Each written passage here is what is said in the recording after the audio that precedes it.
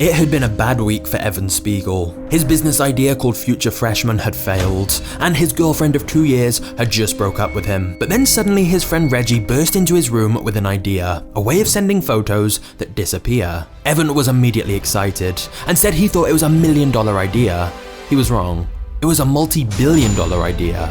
The driving force behind it was exactly what you might expect. The guys wanted a way to send nudes without having a permanent copy saved. They also figured girls would be more likely to send them photos if the pictures disappeared afterwards. However, as Evan thought about the idea more, he realized the potential went far beyond that. Evan had always disliked that on the internet everything felt permanent. Every silly message you wrote, every drunken picture, all of it was out there for good and could come back to haunt you. But a disappearing photo app would allow people to share things more freely without any worry. So Evan and Reggie were eager to start this photo sharing app together and agreed to split everything 50-50. But then they realized neither of them could code well enough to actually build the app, so they began trying to find someone else to work with. Several people turned them down, either because they were too busy or just didn't get the point of the app. But eventually, Evan managed to convince a friend of his called Bobby to help them, and he put in long days and nights of coding to help build a working prototype, which they originally named Peekaboo. They sent it to some friends who used the app a surprisingly high amount, proving the app had potential. Soon afterwards, Stanford had an event where students could pitch their business ideas to investors, and so Evan presented their new app. However, none of the investors were remotely interested. An app where the photos don't save? If anything, it felt like a step backwards, and certainly not something they wanted to invest money into. Little did the investors know, they just missed an opportunity to make billions of dollars. Meanwhile, the Stanford teaching assistant who'd organized the event was horrified, and pulled Evan aside to ask him, "Have you created a sexting app?" And to make things worse, Evan then received a cease and desist letter from a phone book company who already had the name Peekaboo, so they had to come up with a new name. They decided on Snapchat, a combination of snapping a photo and chatting with friends. But it's fair to say it had been a rough start for the company. The only real users they had were their friends, and nobody wanted to invest. At that moment, it was almost impossible to imagine that in less than 2 years, Facebook would try to buy their app for $3 billion.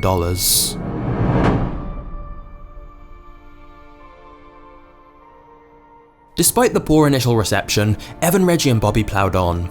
Bobby continued long hours of coding to improve the app, while Evan worked on the vision and design. He analysed the most popular apps on the App Store and noticed none had yellow logos, so to stand out, Snapchat would have a very bright yellow background. However, whilst Evan and Bobby were working hard on Snapchat, Reggie didn't really seem to have much he was contributing. He'd only just turned 21 and seemed much more interested in partying than building a business. This quickly began to cause some resentment and tension between the three co-founders. Reggie later overheard Evan and Bobby talking about kicking him out of the company, which led to an explosive argument. Whilst it's true that Reggie was doing less work, it's also true that he'd come up with the initial idea in the first place. After several furious debates about who deserved what, Evan and Bobby changed the passwords and locked Reggie out. This would later lead to lawyers getting involved in an ugly legal battle between the three former friends. But we'll get to that. For now, Snapchat was down to 2 co-founders, and Evan was doing everything he could to try and get new users, ranging from emailing bloggers to handing out flyers in shopping malls. Anything to get the word out about their app. But most people just didn't seem to get the appeal. And then, quite suddenly, everything changed. Snapchat suddenly got a huge uptick in users from one specific group: teenagers. And the number of users started growing rapidly every month. What was 2,000 daily active users in December became 20,000 daily active users in January. Snapchat was essentially going viral amongst a younger user base who shared it with their friends, who shared it with their friends, and so on. A huge factor in this was that Snapchat was in many ways the opposite of other popular social media. With sites like Facebook, people's parents and even grandparents had started joining, whereas Snapchat felt more like a small private club for friends. And even more importantly, with Facebook and Instagram, teenagers felt more pressured to post the most glamorous filtered versions of their life. Whereas because photos on Snapchat disappeared, people could send casual, authentic images. They could send quick little snapshots of their life throughout the day, rather than trying to create a perfect image. And this meant people used Snapchat much more often. Plus, since the platform didn't have likes or retweets or any other metrics, it felt much more fun. The rapid growth in users helped Snapchat secure funding from investors, meaning Evan could begin hiring a bigger team to help grow the business. It was starting to seem Snapchat could be a legitimate communication tool. Of course, not everyone saw it that way. When the media wrote about Snapchat, many still saw it as a gimmick or a sexting app, no matter how much Evan tried to change the narrative. The sexting component was even more troubling given how young Snapchat's users were. And while Snapchat technically didn't allow anyone under the age of 13, they didn't actually have any way of enforcing that policy. But the truth is, Snapchat genuinely did have a lot of use cases. Teenagers essentially started using Snapchat instead of text messaging.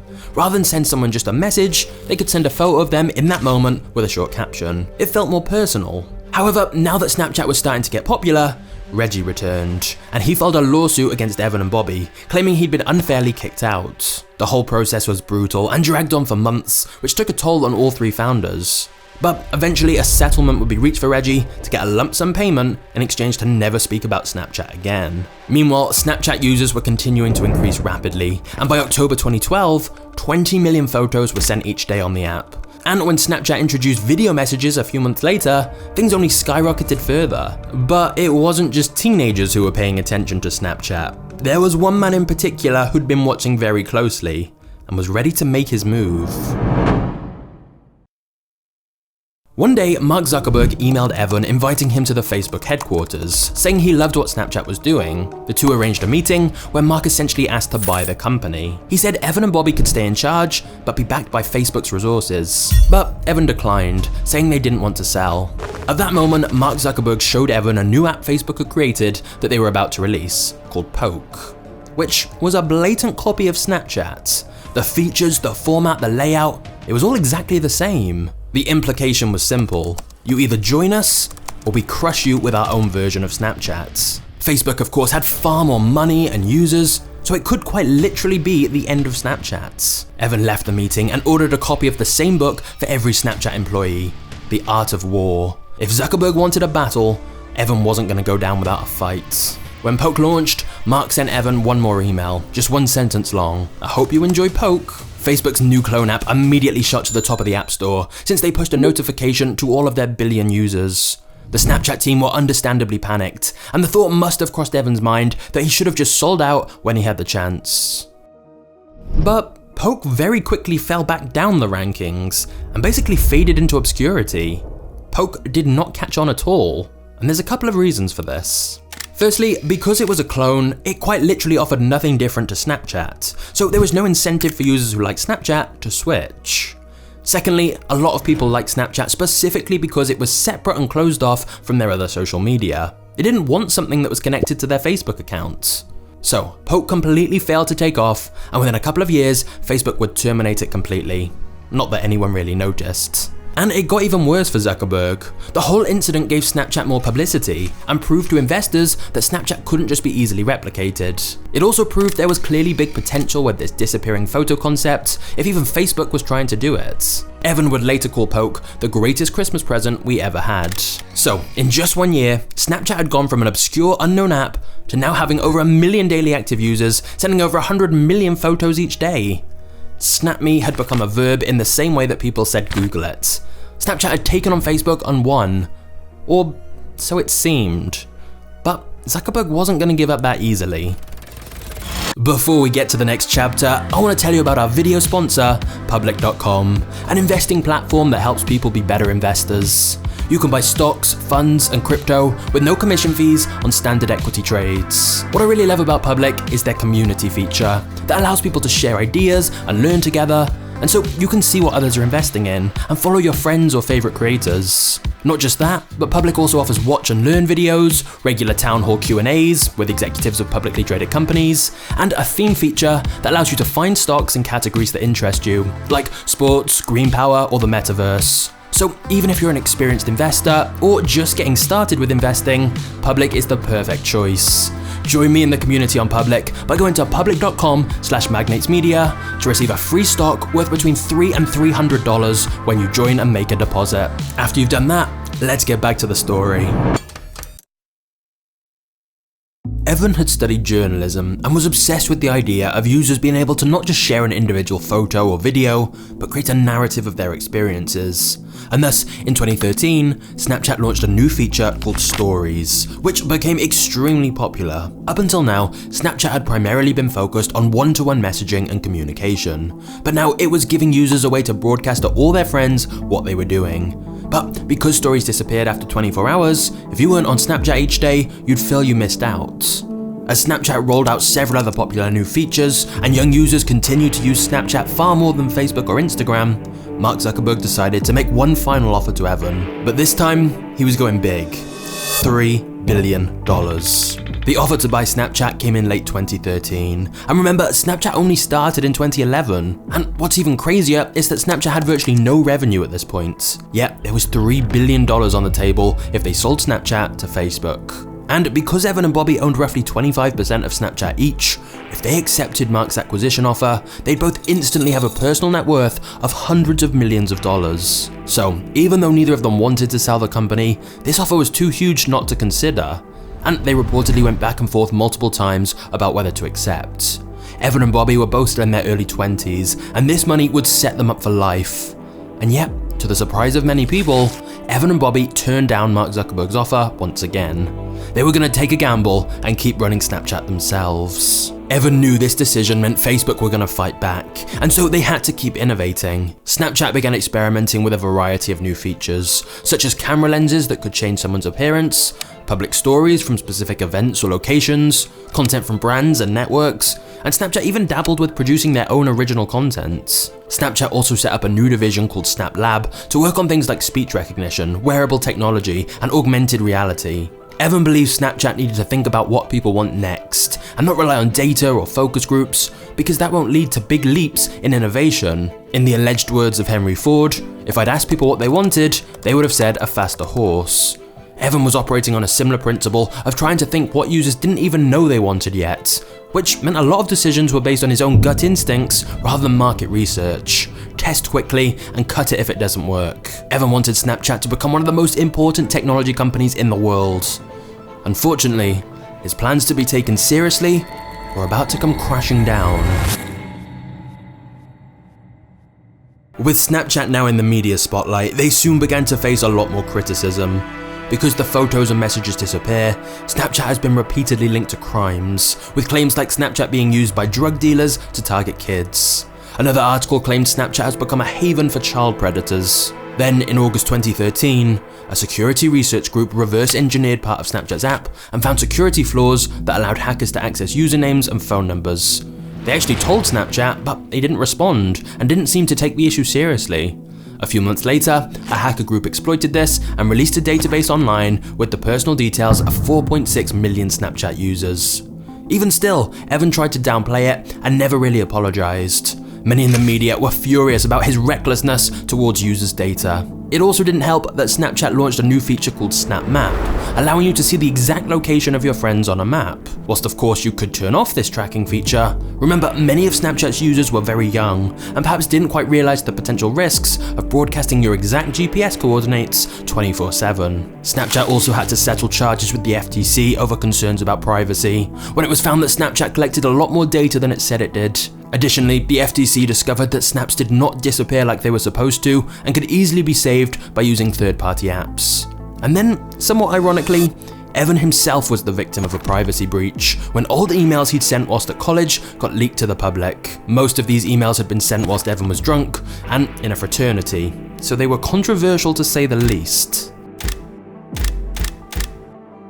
The emails portrayed Evan in the worst possible light, an obnoxious, misogynistic, homophobic frat bro. Evan released a statement saying that he was mortified and that his words were inexcusable, but he was no longer that person. Ironically, Evan must have been wishing he'd created Snapchat a little earlier, as then those messages would have disappeared without a trace. But many in the media called for Evan to be fired immediately. They claimed after all these controversies, it would be impossible for big corporations to do serious deals with Snapchat with Evan as the CEO. Which brings us to the biggest problem of all that Evan was facing. Snapchat was making almost no money. It sounds absurd to say, but even though Facebook had offered to buy Snapchat for around $3 billion, Snapchat still essentially had zero revenue and no proven business model. They'd been funding all their expansion with the money they'd received from investors. Snapchat's perceived value came from the fact it had over 100 million active users, which surely could be monetized at a later point. Snapchat just hadn't figured out exactly how yet. To be fair, monetization hadn't been the priority. The focus had been growing as quickly as possible, and filling the platforms with ads could have hurt that. But by 2014, Snapchat was spending over $100 million a year, and everyone was keen to prove that Snapchat had a sustainable business model. So they began testing ways to make money, like letting users pay 99 cents to replay a Snapchat message from a friend. They also tested out a feature called Snapcash, where friends could send money to each other in the app. But the big money was always going to come from advertising. The only problem is Snapchat's ad platform was extremely basic and expensive compared with Google or Facebook ads. Plus, Snapchat had nowhere near the same kind of in-depth data about its users, so they couldn't offer advertisers the same level of targeted advertising or analytics. To make things worse, Evan personally rejected some ad campaigns that he didn't like or that he thought users wouldn't like. He wanted ads to feel more like content, which meant advertisers had to create new original ads exclusively for Snapchat. But despite all of those drawbacks, Snapchat did have one major advantage. It was one of the best ways for advertisers to reach a younger demographic. A demographic they couldn't easily reach anymore with TV or Facebook. Kids and teenagers had their attention on Snapchat, which meant advertisers were willing to throw money at Snapchat ads to try and reach them. And as Snapchat expanded their advertising services further, offering special campaigns like branded filters and lenses, the ad revenue started rolling in. Meanwhile, Facebook continued to try and imitate Snapchat to try and win back younger users for themselves. Since their Snapchat clone called Poke had failed, they tried a new app called Slingshot, which was similar but had a twist where you had to send a picture before you could open the picture you'd received. But it felt forced and unnatural and never caught on. But as well as making new apps, Facebook tried integrating Snapchat features into their existing apps, like adding face filters into their camera just like Snapchat, and adding the Stories feature on Facebook, Messenger, WhatsApp, and Instagram. And with that last one, they struck gold. Instagram Stories really caught on. By the middle of 2017, it was getting 250 million daily active users, far higher than the 166 million daily active users on Snapchat Stories. Even though the feature was essentially a clone from Snapchat, Instagram simply had more users, and thus Instagram was used more. At long last, Facebook had succeeded at copying Snapchat. Not long after, Kylie Jenner infamously tweeted, "Does anyone else not open Snapchat anymore, or is it just me?" This led to Snapchat stock losing $1.3 billion of value. Some wondered if this was the beginning of the end for Snapchat. And yet, if you look at what Snapchat are actually working on right now, this could in fact just be the beginning. In 2016, Evan renamed the company to Snap Incorporated and began plans to expand the business beyond Snapchat. Their extremely simplistic website states that Snap is a camera company, and they believe that reinventing the camera represents the greatest opportunity to improve the way people live and communicate. Snap then announced their first move into hardware with the launch of Snapchat Spectacles, a pair of sunglasses that with the tap of a button will record a video which is wirelessly sent to your Snapchat account. Evan tested them out himself on a hike and commented, "When I got the footage back and watched it, I could see my own memory through my own eyes. It was unbelievable." That's because the glasses record video in a 115-degree circular format, mimicking how the human eyes see things. Admittedly, it may sound like a dystopian Black Mirror episode, and Evan was quick to downplay comparisons to Google Glass by saying there'd be a light on the front so people knew if a user was recording anything, and Spectacles was simply a fun toy. But the truth is, Spectacles could be so much more than a toy because of Snapchat's heavy investment into augmented reality. The world got a first taste of AR with Pokemon Go, but once the novelty wore off, the hype seemed to fade away. But Snap has been leading the way with AR ever since, with its camera lenses that can change the world around you. And this goes far beyond dog ears and vomiting rainbows. Snap are already working with brands to let people see what their clothing would look like if they were wearing it.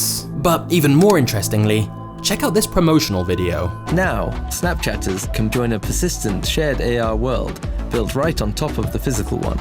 You and your friends can step into these worlds together, collaborating creatively and experiencing a whole new dimension of AR.